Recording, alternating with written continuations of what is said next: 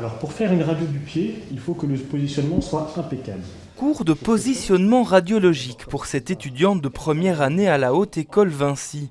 Son professeur du jour, élève de 3e année, expérimente pour la première fois ce nouveau dispositif. Diaphragmer le plus possible pour éviter le rayonnement inutile. Car c'est un véritable appareil de radiologie qui a été installé ici. Budget total, plus de 350 000 € pour recréer dans cette école les conditions d'un véritable hôpital. C'est pas un jouet, c'est une machine assez dangereuse qu'il faut utiliser avec précaution.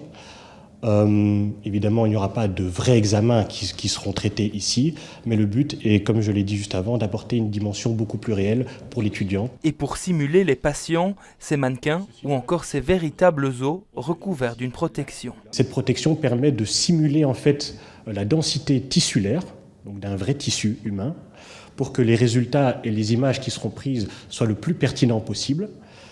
C'est transparent, évidemment, pour que les étudiants ou autres personnes puissent voir l'image qui est attendue. Jusqu'ici, cette étudiante technologue travaillait plutôt à partir de cursus théoriques.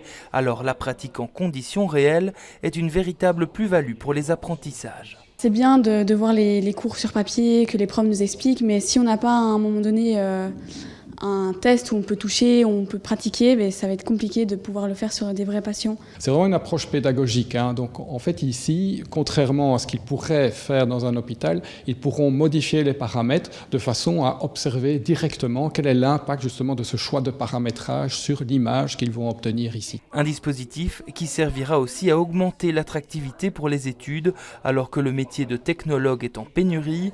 Ce type de salle existait jusqu'ici uniquement dans une haute école néerlandophone. Vinci est la première à le proposer en Fédération Wallonie-Bruxelles.